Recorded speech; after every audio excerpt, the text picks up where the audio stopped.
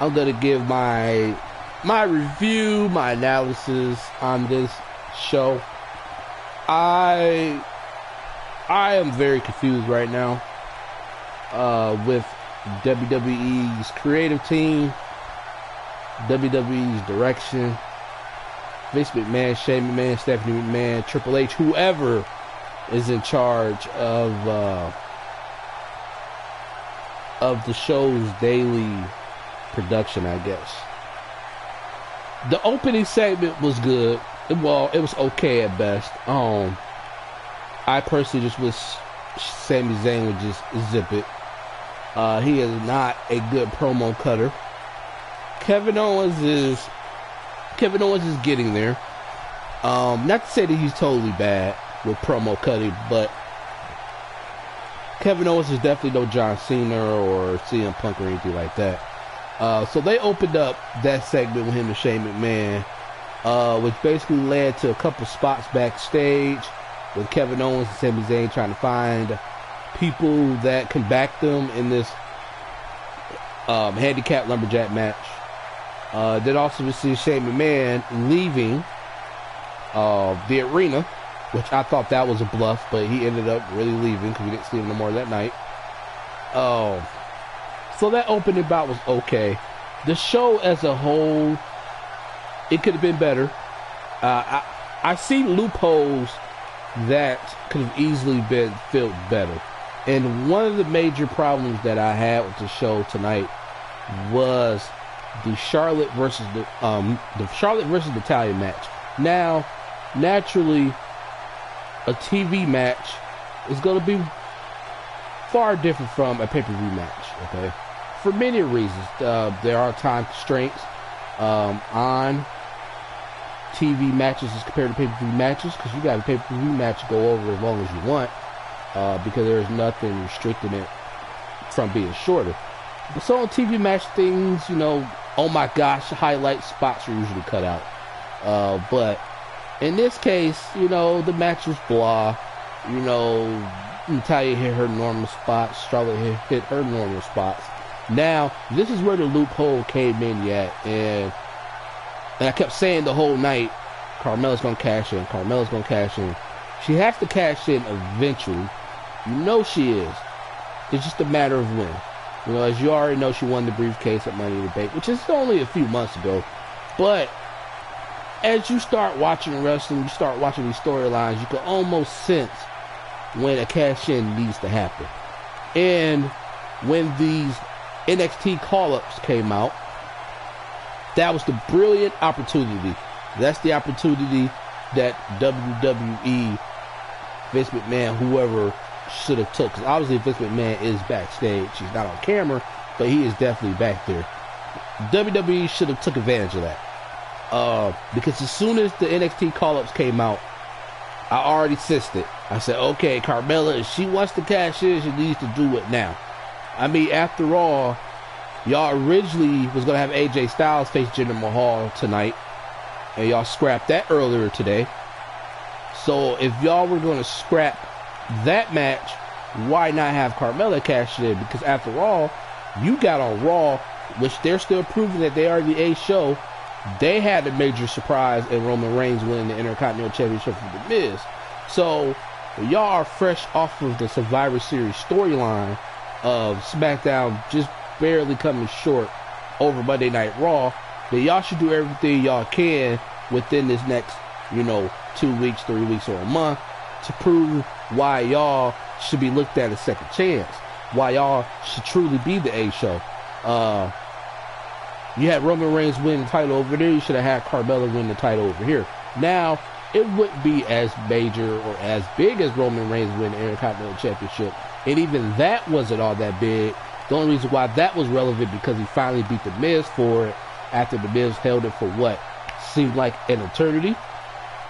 So when they scrapped the AJ Styles and they scrapped the Jinder Mahal championship match, which was supposed to have been tonight, that would have been opportunity right there for Carmella to switch and cash in.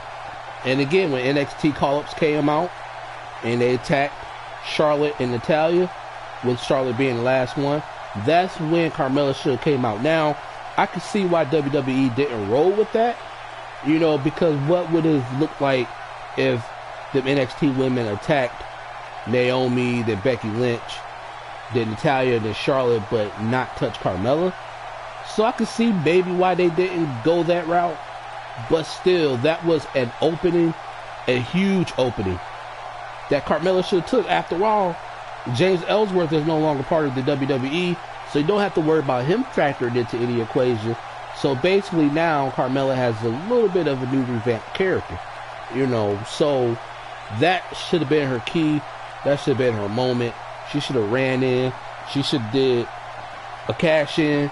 Because Charlotte was down, she was clearly out. Because all three of them women, they hit their finishers. So that should have been easily enough for Carmella to run in, cash in her briefcase, or at the very, very least.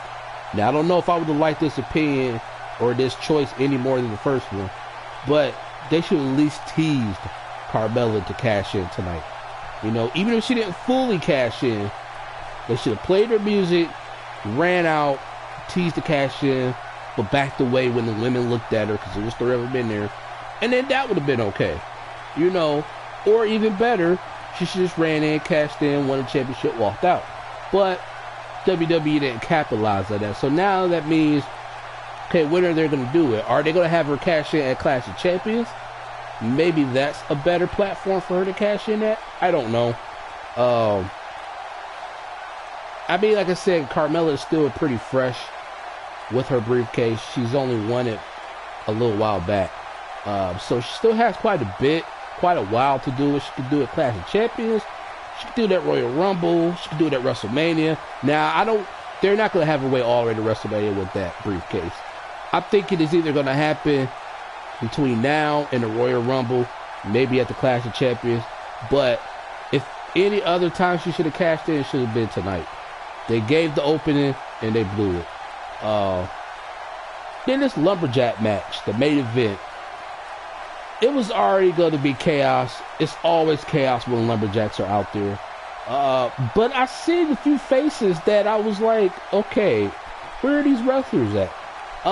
Mike Kanellis. What is he doing in the WWE? I mean, I know his little ridiculous gimmick with his wife. That whole love thing. They had to scrap that. I didn't like it. They probably didn't like it. Probably didn't go over too well. But Mike Kanellis, like, what is he there for? I mean, you know, he mentions on Twitter, you know, oh, at least WWE pays me. But they're paying you to do nothing. They're paying you to be a nothing jobber. Or a jobber that does nothing. Because there are jobbers that work more than he does.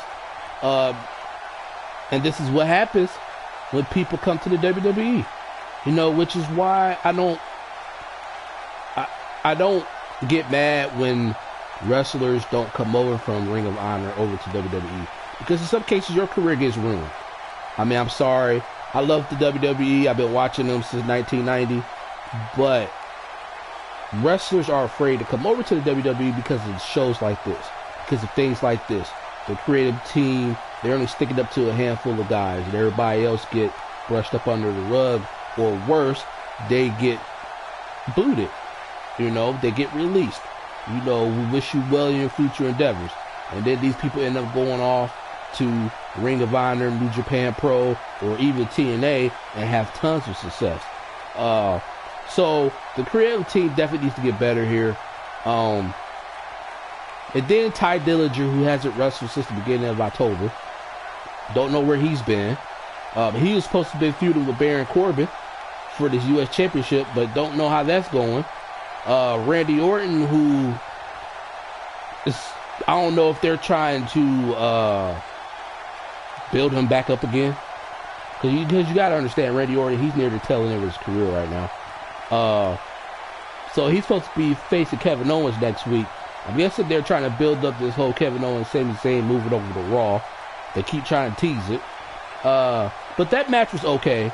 I'm not so much a fan of Kevin Owens and Sami Zayn pairing up. Because their chemistry to me is not there. Unlike the New Day. But that whole Lumberjack match as a main event, some people are a fan of it, some people aren't. I am torn with it. I'm not really too much of a fan of it, but you know, I respect the WWE for trying to go that route. But the segments in between, you see the debut of the Bludgeon brothers. I believe that was another creative mistake. Not necessarily their character or their persona, but the fact that they put them up against the Hype brothers, or the Hype bros, as you want to call them. To me, that was pointless, because you already knew going into that match that they were going to win, that the Bludgeon brothers were going to win. I guess it wouldn't matter who you put them up against, because they're debuting, they're going to win anyway. But if they are going to win and you know that, and you write it like that, put them up against a more formidable team. You know, maybe like the New Day, or maybe like Shelton, Benjamin, Chad Gable, or even maybe the Usos, or even in the Ascension. You know, you put them up against any other team, but don't put them against the Hype brothers, because they're like a jobber tag team. You know, you don't put the Bludgeon brothers up against a team like them, or the Fashion Police, or, you know, any of those Primo and Epico. You don't put them against teams like that. You know, so I believe that was another mistake by creative. Like, I kept spotting that the whole night. Like, one mistake after another. You know, you had Shane McMahon leave the arena, but yet on Sunday, Kevin Owens and Sami Zayn attacked you again. They got you at the Hell in a Cell. They got you on SmackDown, but you leave the arena and you don't somehow make an angle to where you sneak up like Kevin Owens when he did that interview. I don't understand that. You know, where does Shane McMahon go? You know, I mean, obviously he didn't leave. He was somewhere backstage, but where did he go? You know, you have Owens, they attacked you twice now. You know, actually Owens attacked you 3 times because he did it. Well, no, he did it to his father on SmackDown, but still, he basically attacked you 3 times. And you telling me you leave SmackDown tonight to go where? You know, so that, to me, that was another loophole there. I don't know what's gonna happen, how they're gonna rectify it, but this whole show was just one loophole, one creative loophole after another. And it's only 2 hours. And you factor in these commercials, so now you only got less than maybe an hour and a half to try to produce a good show. And the WWE, they are struggling right now to produce good shows. I mean, you basically had NXT TakeOver in Houston, or War Games. That was the talk of the weekend. It wasn't Survivor Series. It wasn't the Brock Lesnar versus AJ Styles match, which, by the way, was really great, or, no pun intended, really phenomenal. That wasn't the talk of the weekend. The 5 versus 5 men or women's match wasn't the talk of the weekend. NXT War Games was. So you got a show like that that can put on great show after great show after great show, time and time and time again. Now, granted, they don't get nearly the exposure as Raw or SmackDown does, but they are still the talk. They have always been the talk. So for wrestler that's down there are some of them down there right now in NXT that don't necessarily push the envelope to come up on the main roster, because you come up on the main roster, you're gonna end up on SmackDown, or you're gonna end up on Raw, and then you have to deal with stuff like that. You have to deal with loopholes in the creative team. You know, you got Kevin Owens and Sami Zayn, who didn't necessarily agree with the way the creative team wrote their spot last week, and originally it was slated for them to remain in the ring and get beat up by the New Day, but instead, big heat backstage from that. So maybe this week was a little bit of retribution, and Kevin Owens still ended up running anyway. So I don't know. WWE, they need to figure out. To me, always feel like this, and it's the same way I feel about public transportation or anything like that. If you want to put a team together to write a show, to write Raw, to write SmackDown, or if you want to put a team together to implement the best bus routes for a city, The only people that truly can do that job is, for example, those that watch wrestling every day, your diehard fans. You know, those fans, those people that make podcasts, you know, Ollie Davis, Luke Owen from Wrestle Talk, or, you know, or What Culture Wrestling, or Dave Meltzer, you know, or those people, you know, if you really want a good creative team, you go out there and you get the people that truly love wrestling. Because the people that truly love wrestling, they could sit here and tell you, if I could sit here and see loopholes within a show, that's the person you need on the creative team. Because y'all could be in a room, y'all could be discussing ideas, and if you sit here and I was a creative team writer, and somebody else brings up the idea of, okay, we're gonna have this women's championship match, Charlotte's gonna hit her spots, Natayla gonna hit her spots, and then all of a sudden these NXT women are gonna come out and they're gonna beat up on Natayla, then beat up on Charlotte, and then that's it. Now, if you told me that, I'm gonna be like, well, why not have Carmella come in? Why not have her cash in? Yeah, she cashed in on TV on SmackDown, but why not have her cash in? Because, like I said, you got Raw still proving that they are the A show. Roman Reigns won his championship. You got Braun Strowman still coming out like he's the monster, but SmackDown has nothing to show for it, and then they still don't. So SmackDown will always be the B show. Not that Raw is any better, but Raw is definitely doing more things. The creative team needs to start utilizing their talent a little bit better. It's getting cringe. It's cringing watching SmackDown every week. Even Raw some weeks, but especially SmackDown. You know, I always tell my wife that there's often times that, you know, if I am sleeping and I wake up at this 8:30, I don't even bother to rush on TV to turn on SmackDown. I don't. You know, I don't. You know, if I wake up late, I just don't worry about it. I just read up on it. You know, and Raw, I will wake up for and I will watch. You know, but SmackDown, I don't. You know, and that's the way it's been for years. Well, not for years, but for a while now. So I don't know. Maybe SmackDown, maybe Raw, they're due for a shakeup, a superstar shakeup. You start to see that already with the NXT call-ups. So maybe we need to start switching some people over.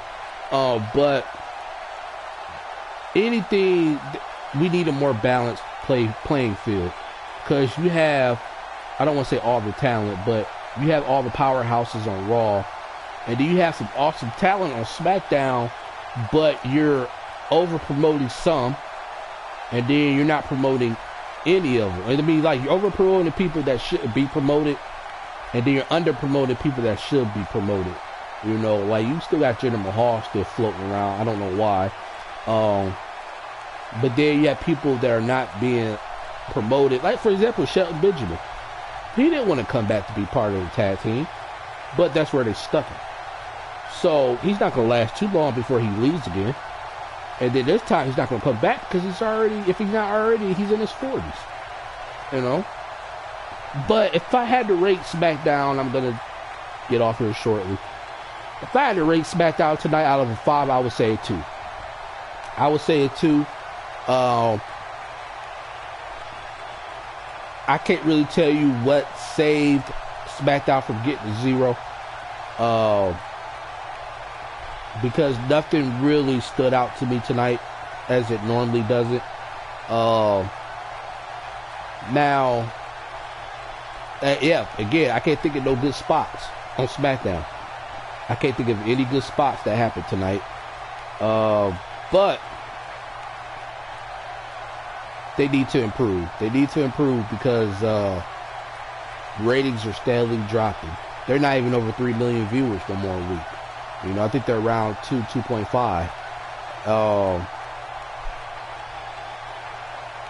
I think I would have given SmackDown a 3 if Carmella would have attempted to cash in, and then 3.5 if she actually did it. But I usually don't rate SmackDown very high unless something big happens. You know, I think they should start introducing shakeups, especially leading up to the Royal Rumble. You know, you don't have to do it all in one day. You don't even have to do a draft, but just do a shake up here, and a shake up there. You know, send Kevin Owens to Raw. Okay. I'm not a fan of Sami Zayn. People that follow me on YouTube and they've been following me for a while, they know my disdain, my hatred for Sami Zayn. I mean, obviously, anybody that makes it to WWE has an ounce of success there. But Sami Zayn, to me, is a waste of space. He is.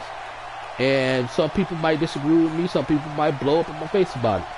But to me, Sami Zayn needs to just go all the way back to the developmental center. I mean, he has no use right now.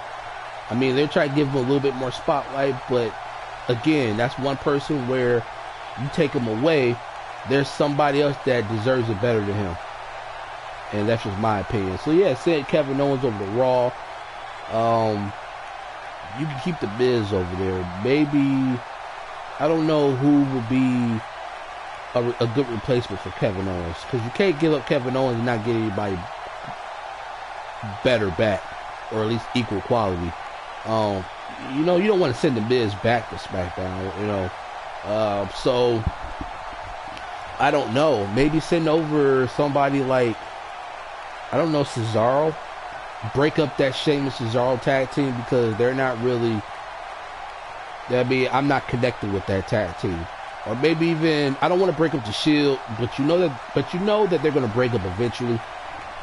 Especially with the whole plan of Roman Reigns fighting Brock Lesnar for the heavyweight title. They're going to break up eventually. It's already being teased that Dean Ambrose is going to be the one to do it this time. So, maybe trade Kevin Owens over to Raw and bring Dean Ambrose over to SmackDown. I don't know. But a shakeup needs to happen. And creative team, they need to wake up. And they need to realize what they're doing. Because y'all are bringing down Raw ratings. Y'all bringing down SmackDown ratings. Like I said, the only talk this weekend, all I kept hearing, you know, throughout the Facebook groups that I'm part of, you know, people within my streams, all I've been hearing was NXT. NXT, that's all I kept hearing about. NXT War Games was awesome, which I have not watched yet. I plan to maybe after this stream, I don't know. But that's all I kept hearing about was NXT was awesome. From beginning to end, great performances. I heard a couple of titles change hands. But why can't Raw and SmackDown be that way? Or is it because there's too many egos within Raw and SmackDown that they can't get their heads out their butt? You know, this is starting to remind me of WCW days. You know, which they were willing to sign and take on anybody. You know, anybody WWE dumped outside their doors, WCW said, yeah, come in, we'll offer you this lucrative contract and free creative reign. And then what happened? They kept butting heads and now the company's closed. You know, but this is where Raw, SmackDown, WWE as a company is headed if creative team or if Vince McMahon doesn't get his head out his butt. It's a great product, $1 billion product, but they're treating it like it's $1,000 company. You know, this company doesn't evolve around Brock Lesnar. It doesn't evolve around John Cena. You know, it doesn't evolve around Roman Reigns. You know, y'all go into these big pay-per-view seasons and y'all try to bring in these old part-timers. You know, give somebody young a chance. Give somebody new a chance. You know, actually give AJ Styles a good shot. You know, walk into WrestleMania with, I don't know, AJ Styles being your champion, you know, from SmackDown, and then on Raw, maybe walk into WrestleMania with Finn Balor being the champion, you know? You know, have them two walk in as champions instead of walking in with Brock Lesnar and John Cena or something like that. You know, that gets old. But I rambled on too long, folks. That was my SmackDown review.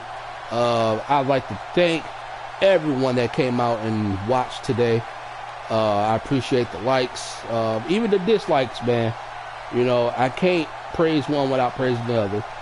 I appreciate it.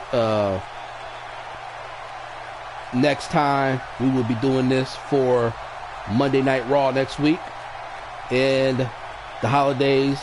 Happy holidays to everyone. We got Thanksgiving coming up Thursday. I'm fixing me a good ham, a good piece of chicken. I'm having some potato salads and yams, some mac and cheese, and then baking a couple desserts. So that is my holidays. But I'd like to wish everyone out there a great holiday. If it's warm, you know, stay up under the heater, be safe. And to everyone else that enjoyed the stream, thank you. This is Joe Smoke Gaming. I appreciate you coming through. And until next time, folks, take care.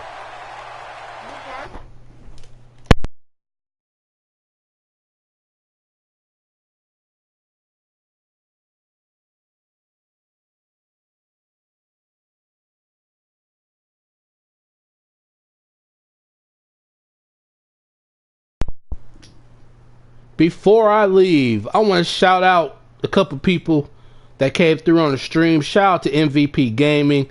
Shout out to Frank the Homely, Jackson Hernandez, Andres Rodriguez, Sean Hughes, Craig Adams, Redneck Gaming. Shout out to you all. Also, Phenomenal Productions. Shout out to all of you. I love you guys. Tomorrow's stream, if I can fit it in, will be around 2 p.m. It will be WWE 2K18. Last time I'm saying this. Take care, folks. See you later.